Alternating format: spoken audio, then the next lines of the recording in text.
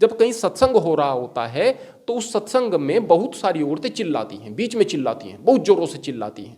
वहां पर जाकर भी वही पाखंड दिखा रहे हैं। वो भयंकर सफेद दाढ़ी वाले गुरुजी उनको लेकर के जाएंगे, उनकी आत्मा को इस तरह के पाखंड मस्तिष्क में लेकर के वहां पर जा रहे हैं। बस कुछ घड़ी सत्संग कान में सुनेगा और फिर क्या, फिर तो यमदूत का मतलब ही नहीं हमारे पास में आ जाए। इससे बढ़कर पाखंड क्या हो सकता है महाराज?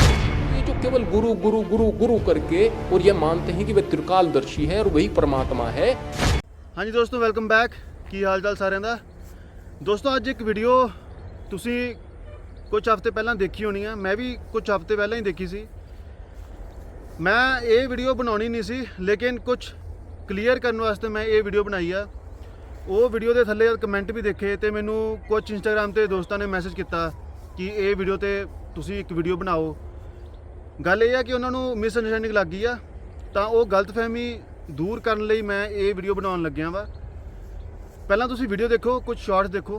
मत है या जो सत्संग है या फिर वहाँ पर जो गुरु परंपरा है वह पाखंड की विरोधी है, लेकिन वहाँ पर जाने वाले लोग जो हैं वह पाखंड में धंस चुके हैं, बहुत सारे पाखंड में धंस चुके हैं और यदा कदा वह उनका पाखंड देखने को मिलता भी है। औरतें जो जिनके घर में आपस में बनती नहीं है, परिवार में आपस में लड़ाई बहुत ज़्यादा करती हैं, कोई काम धाम नहीं करती, वो सत्संग में जाकर के सेवा करती हैं और कहती हैं कि हमारी सेवा लग जाएगी।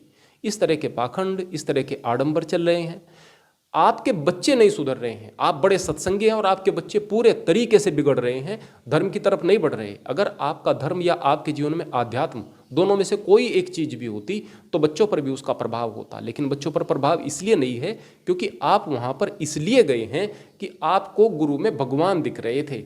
आपको बस गुरु के दर्शन हो जाएं तो बस आपका कल्याण हो जाए। जब दूसरे लोग जो निगुरे हैं, जिनको गुरु प्राप्त नहीं, जिन्होंने गुरु से नामदान नहीं लिया, वो जब मरेंगे तो वो तो ऐसे ही रह जाएंगे कहीं पर, और जिन्होंने जो है नामदान ले लिया वो फिर सतखंड में जाएंगे, जो स्वर्ग से ऊंची अवस्था है। जब वो मर जाएंगे तो सफ़ेद गाड़ी में गुरुजी, सफ़ेद कपड़े पहनकर, सफ़ेद दाढ़ी वाले गुरुजी उनको लेकर के जाएंगे। उनकी आत्मा को इस तरह के पाखंड मस्तिष्क में लेकर के वहाँ पर जा रहे हैं, इसलिए उनका कल्याण बिल्कुल नहीं हो पा रहा है। वहाँ पर जो लोग जुड़ रहे हैं वो पाखंड से जुड़ रहे हैं, इसका प्रमाण भी मिलता है। काफ़ी दोस्तों ਨੂੰ ਇਹ ਲੱਗਿਆ ਹੋਣਾ ਇਹ ਵੀਡੀਓ ਦੇਖ ਕੇ ਕਿ ਜੋ ਇਹ ਸਾਧੂ ਬੈਠੇ ਨੇ ਇਹ ਰਾਜ ਸਵਾਮੀਆਂ ਨੂੰ ਗਲਤ ਬੋਲ ਰਹੇ ਨੇ, ਜੋ ਉਹ ਪਖੰਡ ਕਹਿ ਰਹੇ ਨੇ, ਹੈ ਨਾ।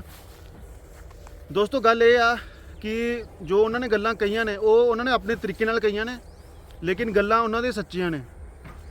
ਤੁਸੀਂ ਵੀਡੀਓ ਫੇਰ ਤੋਂ ਦੇਖ ਲਓ। ਪਖੰਡ ਉਹਨਾਂ ਨੇ ਜ਼ਰੂਰ ਕਿਹਾ, ਉਹ ਪਖੰਡ ਹੈਗਾ ਵੀ ਆ। ਕਿਉਂ ਇਹ ਆਹੀ ਕਲੀਅਰ ਕਰਨ ਵਾਸਤੇ ਮੈਂ ਇਹ ਵੀਡੀਓ ਬਣਾ ਰਿਹਾ ਵਾ। ਦੋਸਤੋ ਬਾਬਾ ਜੀ ਖੁਦ ਕਹਿੰਦੇ ਆ ਕਿ ਜੇ ਆਪਾਂ ਅਮਲ ਨਹੀਂ ਕਰਾਂਗੇ ਨਾ ਤਾਂ ਇਹ ਪਖੰਡੇ ਹੋਊਗਾ ਇੱਕ ਤਰ੍ਹਾਂ ਦਾ।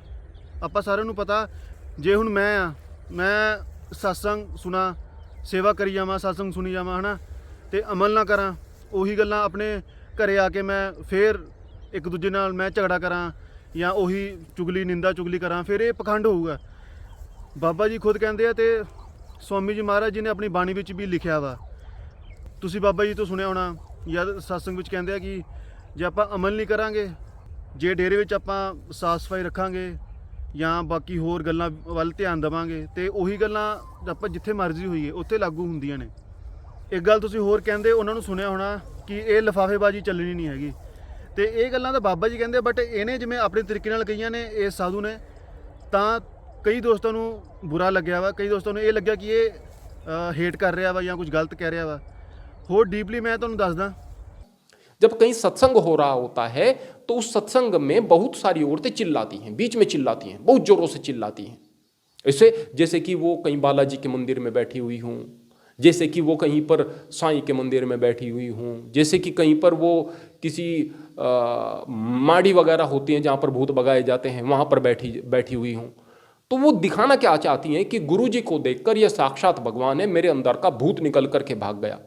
कहाँ भूत प्रेत की बात बताते हैं गुरुजी? कहाँ बताते हैं इस तरह से कि हम भूत निकालते हैं? वो तो ज्ञान की बात बता रहे हैं। यानी आप जो अंदर से हैं बदले नहीं हैं, वहाँ पर जाकर भी वही पाखंड दिखा रहे हैं। वो बात अलग है कि वहाँ मंच से ये बात नहीं बताई जाती कि हम ऐसा कुछ कर रहे हैं या उनकी तरफ ध्यान नहीं दिया जाता, लेकिन ये पागलपंथी वहाँ पर लोग बात करते हैं। इस बात पे दोस्तों मैं कहना चाहूँगा कि जो वो अंदर की अवस्था होती है वो बयान से बाहर होती है। वो जिसके साथ होता है वही समझ सकता है, जो एक्सपीरियंस्ड हो। वो एक अनकंट्रोलेबल चीज़ है, तो ये कहना कि ये भी पाखंड है तो ये गलत होगा। बाकी ये जानने के लिए कि वो क्यों इतनी ज़ोर से चिल्लाती हैं या बंदे भी ज़ोर से चिल्लाते हैं कुछ, तो ये आपको वहाँ तक, वो अवस्था तक पहुँचना पड़ेगा। बाकी अब जो भी अनुमान लगाते जाओ, समझेगा तो वही जिसके साथ होगा। अभी जो सत्संग हुआ था, उस सत्संग में भी लोग सत्संग सुनने के लिए नहीं जा रहे थे। गुरुजी क्या कर रहे हैं इस बात से फर्क नहीं था। गुरुजी के दर्शन हो जाए, भंडारा खा लें और बस पुण्य मिल जाएगा। इस तरह का पाखंड लेकर के, इस तरह की बात लेकर के जा रहे थे। मैं फिर से कहूँगा कि राधा स्वामी सत्संग या राधा स्वामी संत मत बहुत अच्छा संत मत है, हमारे संतों की परंपरा है। और शब्द सूरत योग के नाम से जो वहाँ पर पूजा पद्धति है बहुत सुंदर है, और वहाँ पर हिंदू, मुसलमान, सिख, ईसाई सब का स्वागत होता है। लेकिन दुर्भाग्यवश जो पाखंडी लोग हैं वो वहाँ पर जाकर के जुड़ रहे हैं, बस वहाँ पर जाकर के थोड़ा सा नियमों का पालन करते हैं, बाहर आकर के और ज़्यादा वो लाइसेंस ले लेते हैं बुरे काम करने के। ऐसा अक्सर हो रहा है। और दोस्तों, बाकी जो पाखंड है वो क्या होता है? अगर मैं पाखंड की बात करूं, अब देखो, ये केसरी कलर की पगड़ी पहनकर मैं किसी धार्मिक स्थान पर जाता हूं और वहां बहुत ज़्यादा अच्छी अच्छी बातें करूं कि जो मेरा मंतु जी काबू में है, वहाँ पे अच्छे पुण्य कर्म करूं मैं, और घर में आके फिर से यहाँ मुझे कोई और दिखे, उससे मैं रूडली बात करूं, है ना, तो घर में आके मेरी वो अवस्था ना हो, घर में आके मेरा असल रूप दिख जाए, तो ये पाखंड होता है। और दूसरे वे में, अब जैसे इन्होंने बहुत अच्छी बात कही है कि राधा स्वामी में बहुत अच्छे वहाँ पे सिखाया जाता है। एक संत मत में जो पाखंड है उसके खिलाफ आवाज़ उठाई जाती है कि पाखंड में नहीं पढ़ना चाहिए। लेकिन इन्होंने ये भी कहा कि कुछ काफ़ी संगत है जो, इन्होंने तो ये मेरे ख्याल से कहा है कि सारी ही संगत, तो भाई ऐसा नहीं है। ऐसे तो जो हिंदू धर्म है, अब हिंदू धर्म में देख लो कि सत्संगियों को अपने गिरबान में झांक कर देखना चाहिए कि क्या वह सही ज्ञान की तलाश में है, पूर्ण रूप से वह पाखंड में पड़ गए हैं। लेकिन सत्संगी, हमारे गांव में एक सबसे बड़ा सत्संगी था, बहुत सारी गालियां दिया करता था, मैं नाम नहीं लूंगा, बहुत सारी गालियां दिया करता था। गुरु को गड्ढे में डाल रहे हो, इससे बढ़कर पाखंड क्या होगा कि एक भगवान से आपको सीधा जोड़ा जा रहा है। वहां पर जा रहे हैं कि बस कुछ घड़ी सत्संग कान में सुनेगा और फिर क्या, फिर तो यमदूत का मतलब ही नहीं हमारे पास में आ जाए। इससे बढ़कर पाखंड क्या हो सकता है महाराज? अब फॉर एग्जांपल एक शिव जी की मूर्ति है, वहाँ एक पत्थर की जो शिवलिंग है, आपने भी कितनी वीडियोस देखी होंगी, दूध की बड़ी बड़ी बाल्टियाँ उसके ऊपर गिराई जाती हैं ना, कितने लीटर वो वेस्ट होता है वो। और पाखंड ये हुआ कि अगर बाहर आकर किसी गरीब बच्चे, जो मंदिरों के बाहर कितने गरीब बच्चे होते हैं अगर हम उनको ना पूछें वही दूध उनको भी तो हम दे सकते हैं। भगवान तो जो मनुष्य का शरीर है, मनुष्य क्या, भगवान पत्ते पत्ते में बसता है, तो वो दूध हम गरीबों को दे सकते हैं, ठीक है, उनमें भगवान मानकर। तो जरूरी नहीं है कि हम पत्थरों के ऊपर, अब ये जो कबीर साहिब हैं उन्होंने भी कहा है। दोस्तों, मैंने ये जो भी कहा है यहाँ कहने जा रहा हूँ, ये संतों महात्माओं ने, सिख गुरुस ने और हिंदू गुरुस ने अपनी वाणियों में पहले ही कह रखा है। जैसा ये आप स्क्रीनशॉट दे सकते हो, आप इनको पॉज करके अच्छी तरह पढ़ लेना, और इसका मीनिंग भी लिखा है। ये मैं अपने आप से नहीं कह रहा, तो ये प्रूफ है। मैं बस उनकी कही हुई बातें आपके सामने रख रहा हूँ, तो किसी हिंदू भाई को बुरा मानने की जरूरत नहीं है। और मैंने तो ये कुछ चंद बाणियाँ ही आपको दिखाई, ग्रंथ पोथियाँ भरी पड़ी हैं, ढेरों बाणियाँ आपको मिल जाएंगी काफ़ी संत महात्माओं की, उन्होंने इसमें सिर्फ सच कहा है। दोस्तों, मैं बैठ ही गया, अब आराम से बात होगी। दोस्तों, अब पाखंड तो वो हुआ कि गरीब भूखा मर रहा है हमारे देश का, और हम जो पत्थरों पर दूध डालते रहे। एक वीडियो मैं आपको दिखाऊंगा, उसमें इतना पता नहीं कितने लीटर दूध वेस्ट कर रहे हैं, तो पाखंड ये है। और दूसरी बात, अब मेरे पीछे एक रिवर है छोटा सा, इसको हम कितना पूजते हैं, और इंडिया में रिवरों को, जो होली रिवर्स हैं जैसे गंगा रिवर है ना, बहुत रिस्पेक्ट की जाती है, कितना हम पूजते हैं। और लेकिन सबसे ज़्यादा जो गंदा रिवर है इंडिया में वो हमारा गंगा ही है, पता ना आपको। और जो बाहरली जो कंट्री हैं अब्रॉड, वहाँ आप जाकर देखो रिवर्स कितने साफ़ सुथरे हैं, और वो रिवर्स को माथा भी नहीं टेकते। उनके लिए एक आम रिवर है और सबसे ज़्यादा साफ़ सुथरा रिवर भी उनका है। तो ये पाखंड है ना। और ये केसरी कलर किस बात का प्रतीक है हम सबको पता है, लेकिन यही केसरी कलर डालकर कितने जो झूठे ऋषि मुनि बैठे हैं, कितनी वीडियोस आपने देखी होंगी। अच्छे बंदे भी हैं, अगर अब हिंदू धर्म की हम बात करें तो अच्छे बंदे भी हैं, लेकिन ये केसरी कलर को भी कईयों ने बदनाम किया हुआ है। कितनी वीडियोस हम रोज़ देखते हैं। अब मैंने भी ऐसे बंदों को देखा है जो धर्म स्थानों पर पूरा पाठ पूजा करते रहते हैं क्योंकि उनको पैसा मिलता है ना, और घर में आके फिर वही सब कुछ खाते पीते हैं वो। मैंने खुद देखा है और मेरे दोस्तों ने भी मुझे बताया है। तो ये है पाखंड। तो कितने तरह का ये पाखंड है। ये मैं नहीं कह रहा, ये जो भी मैंने आपको बातें कही हैं ये संत महात्माओं ने अपनी वाणियों में कही हैं। अब जैसे आपने मेरी एक वीडियो देखी होगी, 1 महीना हो गया उसको शायद, उसमें एक हिंदू कोई बैठे हैं, उनका नाम मुझे पता नहीं है, मेरे ख्याल से अनुरुद्धाचार्य कुछ ऐसे करके नाम है। उन्होंने वो वीडियो का लिंक मैं डिस्क्रिप्शन बॉक्स में डाल दूंगा। उन्होंने ये कहा था कि जो ब्राह्मण है उसी को गुरु होना चाहिए, और भी कई बातें उन्होंने कही।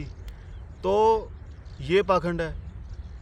जो हिंदू धर्म है, सबसे ज़्यादा गुरु की महिमा हिंदू धर्म में ही गाई गई है। और कितने हिंदू गुरु हुए हैं जो ब्राह्मण नहीं थे, वो सब गुरु थे, और वो भी पूरे। उनकी वाणियों से पता लगता है कि नाम की कमाई उन्होंने बताई है। और एक और पाखंड आपको गिनाऊं, ये भी मैं नहीं कह रहा, जो सिख धर्म के गुरु हैं, जो बाबा नानक जी हैं, या हिंदू धर्म के भी गुरु हैं, उन्होंने कही हैं कि जो मूर्ति है पत्थर की, उसके अंदर परमात्मा नहीं है। अब उसका अगर हम ध्यान करेंगे तो हमारे अंदर वो पत्थर की मूर्ति आएगी। इसलिए कहा जाता है कि वो जीवित गुरु ढूंढो, चाहे वो किसी भी लेवल का हो। जीवित गुरु ढूंढना बहुत ज़्यादा जरूरी है। और ये बातें मैं नहीं कह रहा, संत महात्माओं की वाणी कह रही है। अब संत महात्माओं को आप क्या कहोगे जिन्होंने ये सब कहा है। और अभी हम फिर आ जाते हैं उन साधु जी पर जिनकी आपने वीडियो देखी है, कुछ शॉर्ट्स। दोस्तों, उन्होंने भी बातें मतलब जो भी कही हैं सही कही हैं, लेकिन उन्होंने अपने तरीके से कहा है। जो हमारे बाबा जी बोलते हैं कि पाँव पढ़ने से, या सिर्फ सत्संग सारा दिन सुनने से, या सिर्फ सेवा करने से इनका फ़ायदा है, इनका एक दायरा है। क्योंकि हमारा भजन सुनने में मन लगेगा, यहाँ हमें बाहरी ज्ञान मिलेगा। इनका ये फ़ायदा है कि जैसे एक पत्थर होता है, वो पानी के अंदर पड़ा रहता है, वो जो सूरज की धूप है उसके ऊपर पड़ती है, वो पत्थर कम से कम सूरज की जो तपिश है उससे तो बचा रहता है। वही काम इनका है, सेवा और हमारा जो सत्संग है। लेकिन जब तक हम अपने ऊपर इम्प्लीमेंट नहीं करेंगे, भजन सिमरन ही नहीं करेंगे, अमल ही नहीं करेंगे, तो जैसे बाबा जी कहते हैं, सेवा करने का कोई फ़ायदा नहीं, सत्संग करने का कोई फ़ायदा नहीं। क्योंकि हम सेवा, सत्संग, दर्शन हम इसलिए करते हैं ताकि हम भजन सिमरन में अंदर इंटरनल प्रोग्रेस कर सकें। और अगर अमल नहीं करते, चाहे किसी भी बात पे हो, तो ये पाखंड है। बाबा जी खुद कहते हैं। बस यही बात हमने क्लियर करनी थी। काफ़ियों को लगा था कि वो कुछ हेट बोल रहे हैं, ऐसा कुछ नहीं है भाई, उन्होंने बातें सही कही हैं। और पाखंड किस किस तरह के होते हैं वो भी मैंने आपको बता दिया। और इस बात में एक लॉजिक है, सबको पता है। अगर हम दिमाग से सोचें, अगर हम संतों महात्माओं की वाणियों में अगर उनकी वाणियाँ पढ़ें, तो उनकी वाणियाँ कह रही हैं ये सारी बातें जो मैंने कही हैं।